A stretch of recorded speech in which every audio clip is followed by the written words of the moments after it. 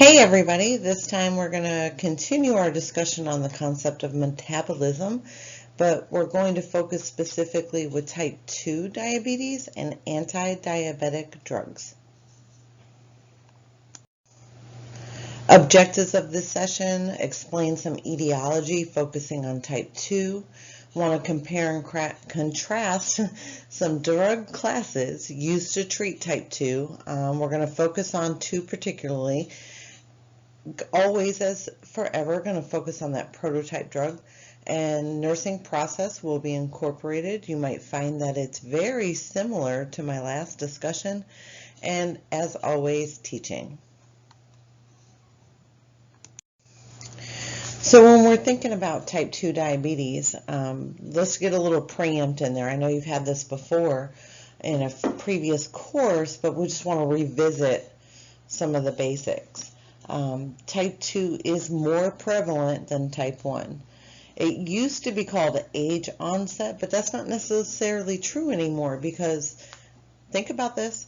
We have obesity epidemic going on in our nation. That's an indicator. It ties into being diagnosed with type 2. We also have a trend, again, probably due to the diabetes, that it's happening not in just the adult population, where it typically used to happen years ago, decades ago. Now it's younger and younger. So adolescents and children are now being diagnosed with type 2. Many clients with type 2 diabetes may be asymptomatic. Well, again, that's just like when we had the last discussion. It's not to put you in a gray area, nurses. It's just a reality. A lot of times it's not until there's a severe episode of manifestations where a diagnosis is made. So let's go back to that pancreas. Okay. Remember in the last discussion with type 1, the pancreas, essentially, it's not putting out any insulin anymore. Well, the difference, and that's what you want to focus on when you're doing a couple of things. You focus on what's different.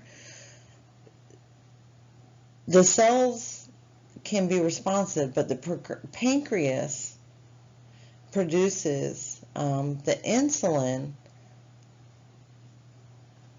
and it's not connecting with those cells. Somewhere along the line, that's just not happening. Remember we talked about this gatekeeper function a little bit? We're probably going to bring that back in there. Blood glucose levels are going to rise, and this is because of the resistance and the hypersecretion of insulin by the pancreas. You know, I need to bring you back to like just the fundamental root of nursing and care and what we do. If we can prevent something, that's the primary goal. That's what we do. So when we're thinking of prevention and we're talking about type 2,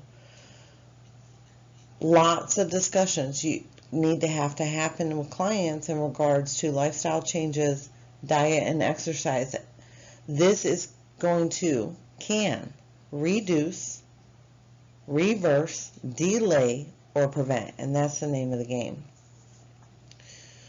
When we're looking at characteristics, many clients that get diagnosed with type 2 diabetes have obesity, which we just discussed, dyslipidemias. Remember, I think I said it in the last presentation, triglycerides, lipids, that triad, diabetes, hypertension, hyperlipidemia, is all coming into play. It will come. I think by the end of this course, that triad is going to be in your brain. We need to make sure that we educate patients on preventative weight loss, exercise plans, nutrition, therapy, food choices. Type 2 patients suffer the same complications as type 1. So you can pause right here if you say, okay, that was a lot with type 1 and insulin.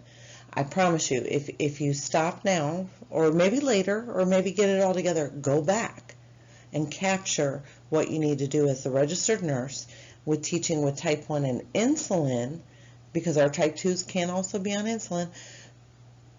It's going to make this segment you're going to find out this is super easy because you're going to feel like I'm saying the same things or you're reading the same things. One significant difference with type 2, you know, remember back when we talked with type 1, I talked to you about diabetic ketoacidosis. Well, type 2 can have this condition called hyperosmolar hyperglycemic state. And it's really common, or not really common, but it's seen in type 2. And this is insufficient circulating insulin. This could be gradual, and a lot of times it's mistaken for signs of a stroke. Now, I talked about that too in the last slide, you know, when we talked about perfusion.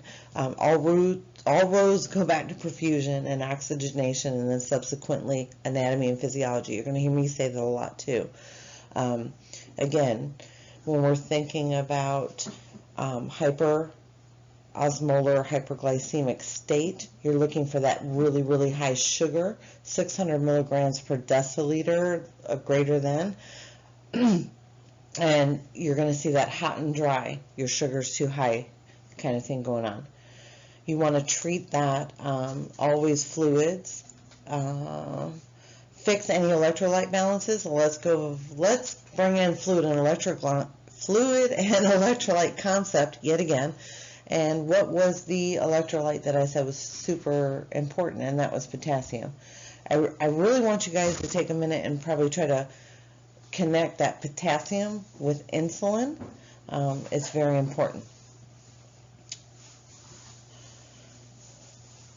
Insulin's going to be a mainstay when we're treating HHS. Think about what type. Remember, there's a couple of different types of insulin. It's probably going to go, most likely, be IV administration. So which one can you give IV?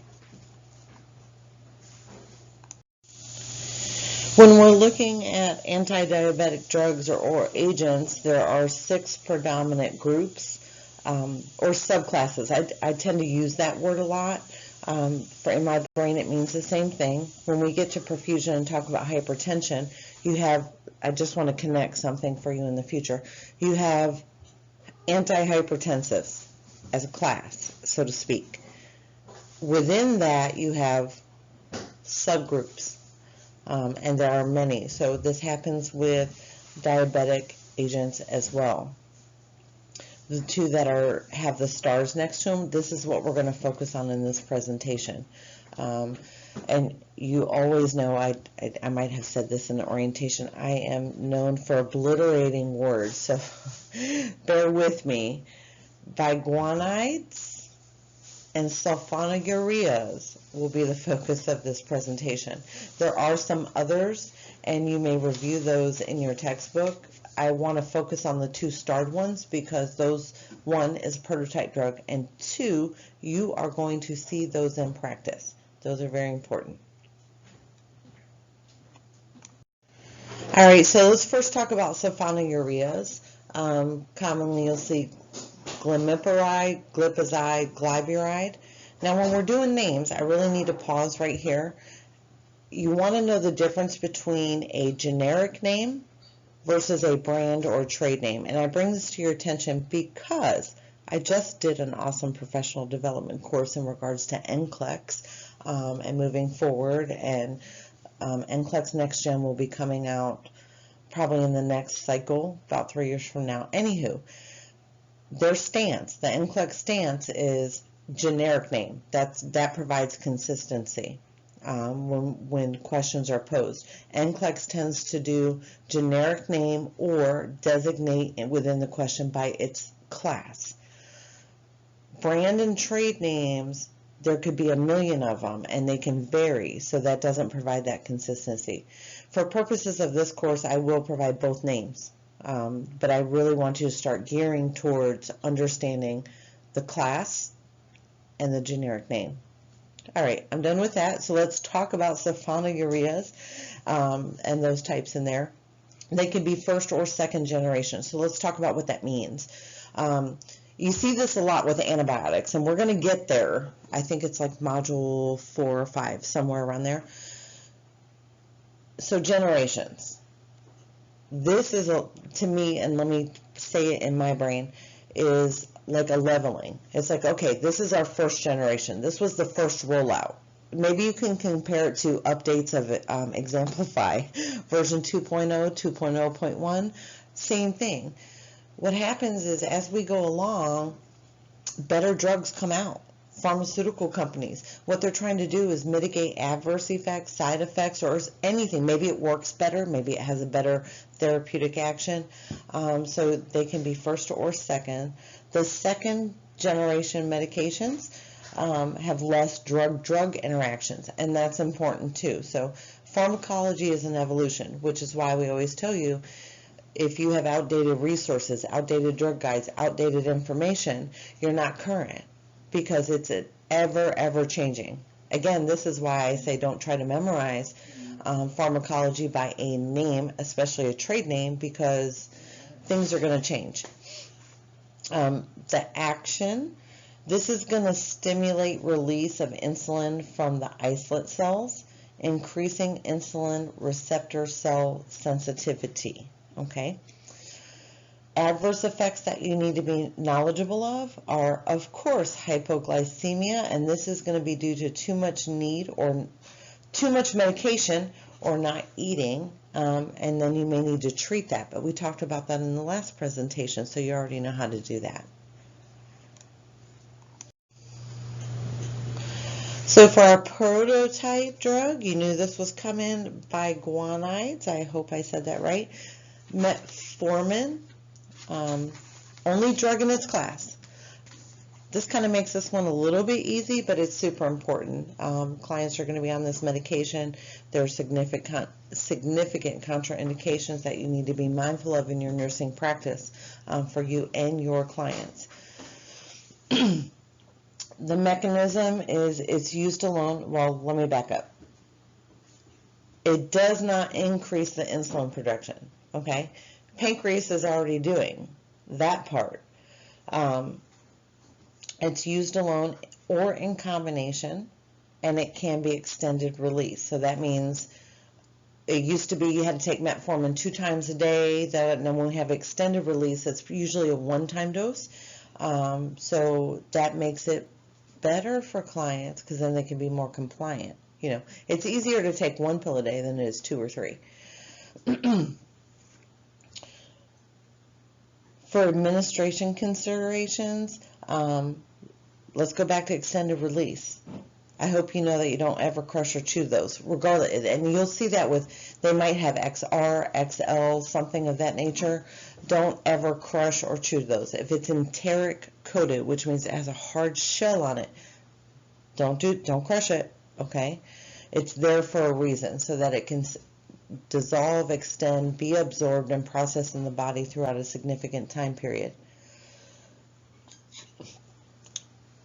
Clients are going to need fasting blood glucose, usually about every 3 months, and then there may be some dose adjustments with this medication. Wouldn't be shocking if we are also doing an A1C for that. Watch for radiography tests with contrast. We're going to talk about that a little bit later when we get to contraindications. Adverse effects. You know, when we talk about adverse effects, I'm very predominant about this. Every medication almost has nausea, vomiting, diarrhea as a set in there. We really want to focus on some other stuff, but it's important with metformin to know that adverse effects can be abdominal discomfort, which lines into the nausea, vomiting, diarrhea, anorexia, and then a metallic taste in the mouth. So that's different.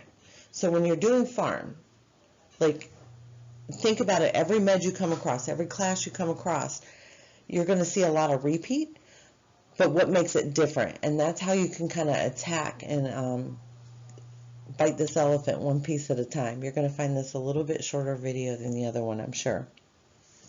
Black box warnings, got to bring it to your attention as we come along. Any prototype drugs or any medications, you always, if there's a warning for a black box, you need to know it. This can cause, metformin can cause lactic acidosis, and this is potentially fatal. So again, all roads lead back to AMP. So what happens in our body that causes a buildup of lactate. I only bring that back to you because that's where my brain goes when I think of lactic acidosis, but it's that lactic acid buildup. And there's many reasons for that. And we're going to talk a little bit more extensively in that in a future NUR course with sepsis. Be mindful, this can happen significantly with renal patients, clients with liver disease, sepsis, already said that, and excessive alcohol use. Specific considerations, always consider those clients, just said it, looking at liver disease, renal patients, heart failure, sepsis, okay, because they're more at risk for that lactic acidosis. Here's the biggie, and I need you to understand this, and there's processes in place now to kind of help with this. Metformin, if given to clients with or without renal impairment, and they're having a diagnostic that requires IV contrast, pause for the cause right there. And you have to ask those questions. Now, typically, a lot of times, there's protocols now, so if a client's going for IV contrast, one of the checklist things you're going to need to do is ask for this. But you got to know why you need to do it. That's great if it's on the checklist, but why are we doing it? With metformin and IV contrast, you put those two together, it will shut down a client's kidneys and they can go into acute or chronic, and if it can't be resolved, they may go into end-stage renal failure. I know you don't know what that, you haven't had that presented yet, but I don't want my kidneys to shut down, and we know now that this happens, so procedures are in place. So huge contraindication, IV contrast. If a client is on metformin and they are having a diagnostic that requires IV contrast, if the provider does not write the order to stop 2 days, 48 hours prior to, and restart 48 hours, 2 days prior, after,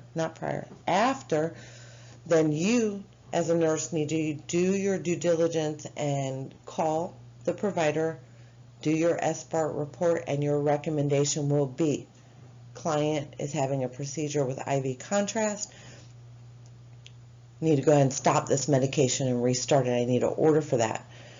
You need to be mindful of the timing of these. So what's going to happen if this may increase a client's length of stay if it's not done preemptively. So we always have to be forward thinking.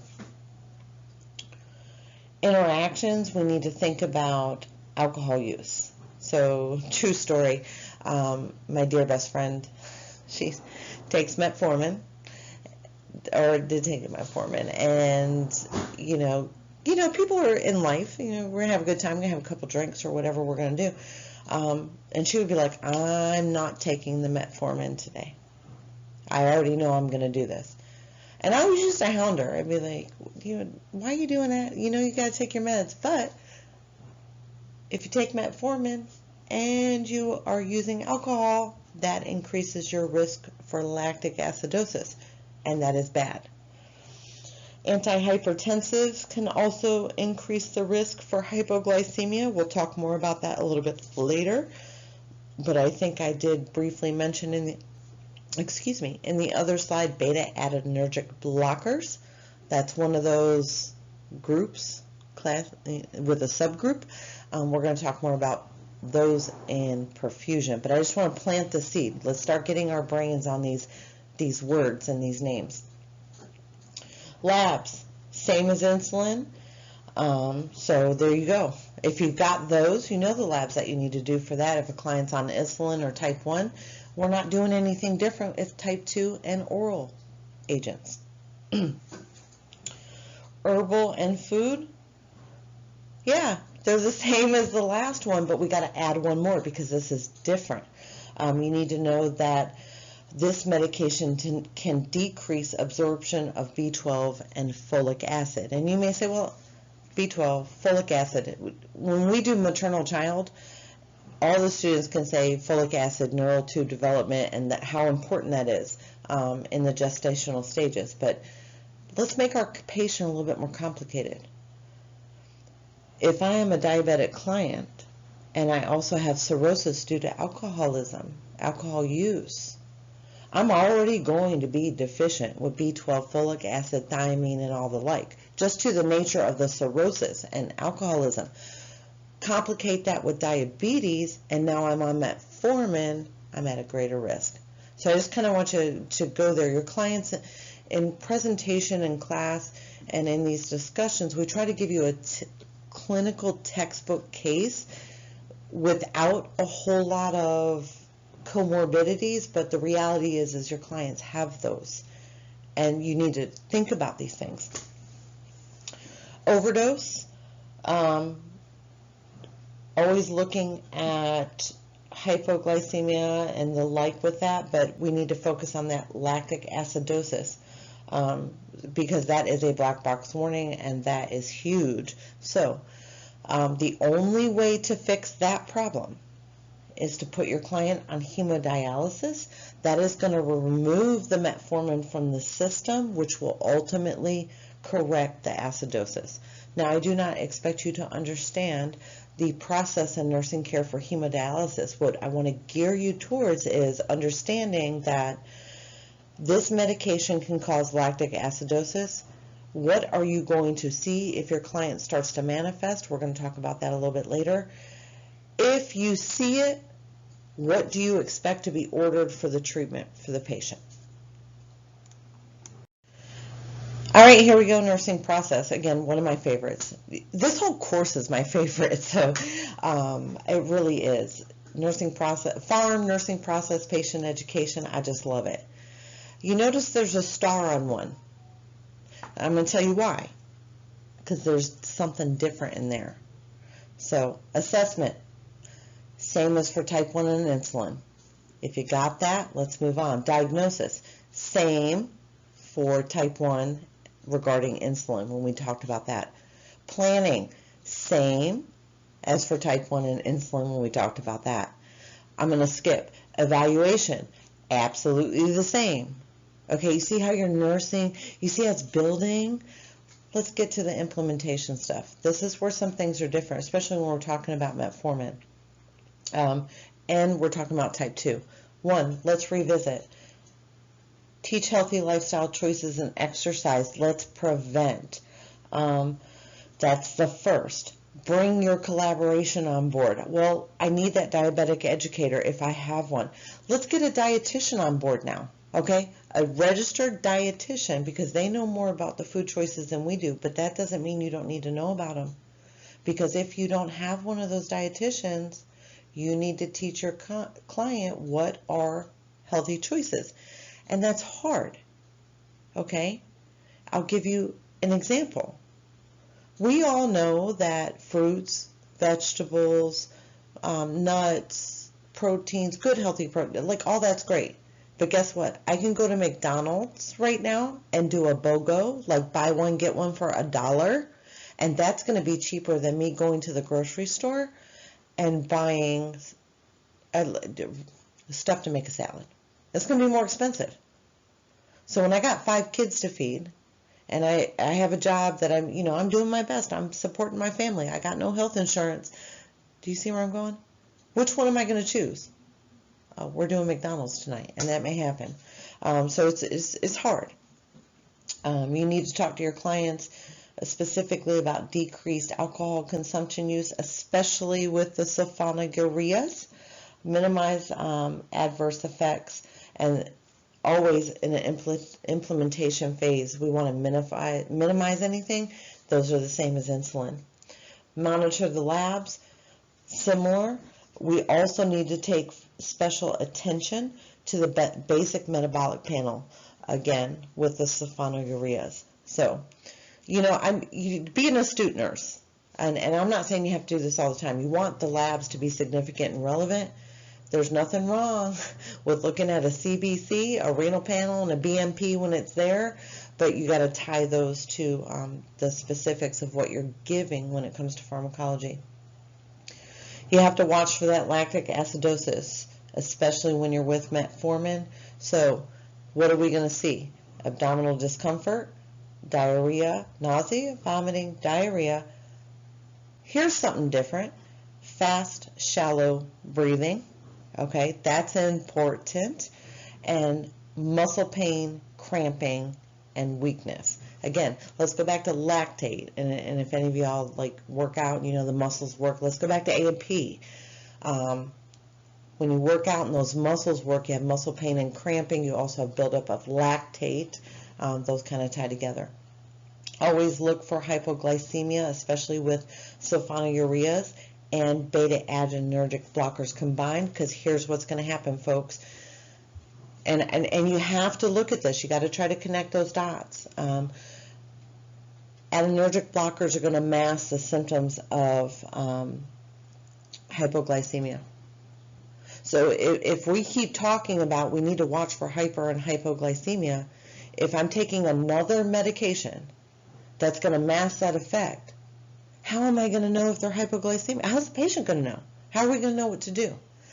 So when you're thinking about this, and students ask me many times, I have to know this med, but then I have to know this med, and then I have to know what they do together?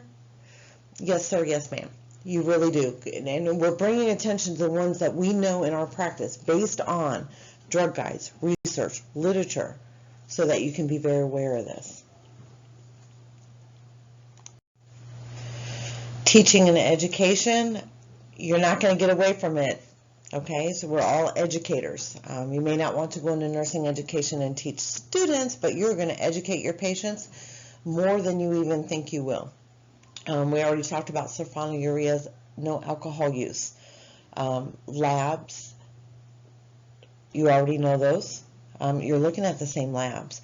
We need to jump down to the emergency treatment. A few things we want to call attention to, a little bit different. When do I call the doctor? And I'm going to keep saying this because you have to teach them this. Always teach them the manifestations for the lactic acidosis that we just went over, okay? That nausea, vomiting, diarrhea, jaundice, abdominal pain. 2 new ones I want to add to it now that I'm thinking about it. Clay-colored stools. Is that normal or is that abnormal? Okay, y'all are shouting abnormal, but why? I don't know, my brain's kind of thinking some Billy Rubin stuff in there. So go back to the A&P, go back to those process. Dark urine, why? Is that normal? Let's go back. Normal, abnormal. Why? Y'all are saying abnormal. I know it. I don't even have to have you here. I can hear you saying it. But why is that happening? Okay. Again, everything's metabolized by the liver and excreted in the kidneys. Excreted by the kidneys. Metformin, particularly when we're teaching, always talk about drowsiness, body aches. Again, this is all going to relate to, we need to be mindful of that lactic acidosis. Some additional items, and we've talked about some of these in the previous session. How do we fix that hypoglycemia? Carry snacks, keep your glucometer. I didn't touch it on the last one, but we know about this in practice. Mindful of allergic reaction, always and forever. I think from here on out, this is just the gold standard. It is the gold standard. We do this. If your client's starting on any new medication for the very first time, you have to discuss allergic reactions, and that if those happen, call the doctor or call 911, go to the emergency department. Be mindful of your pregnant clients when we're thinking about health span considerations. My rule of thumb, I'm going to be honest, folks, I'm med-surg. I love geriatric patients. That's where I align with. Under the age of 18, down to birth, and the mom that's with them, that's not my range. So if I don't know, I'm going to ask, I'm going to research before I administer any medication. We talked about the beta-adrenergic blockers and how when they are combined with metformin, they will mask the system of hypoglycemia. So what are you going to teach your patients? I hope you are screaming, keep that glucometer with you and take your AccuChecks regularly, because the AccuCheck, the blood glucose, is going to give you a concrete, right, data. But I feel fine. Yeah, but this thing says you're 40 milligrams per deciliter. call 911, go to the ER. Okay? Timing and dosing, you need to be aware of that. All of timing and dosing is specific to certain medications. With metformin, especially with the extended release, you need to know, again, usually it's once daily. It's usually taken 30 minutes before meals at the first meal. So here's your preemptive into pharm. Sometimes we think before or after meals, with food or without food, whatever the case may be, that information is significant and relevant, and you need to understand that. You need to understand why. Preventing knowledge deficit, you guessed it, it's the same as type 1 insulin as we discussed previously. If you have any questions related to this segment, post your questions in the Prep for Exam 1 forum, and have a wonderful day.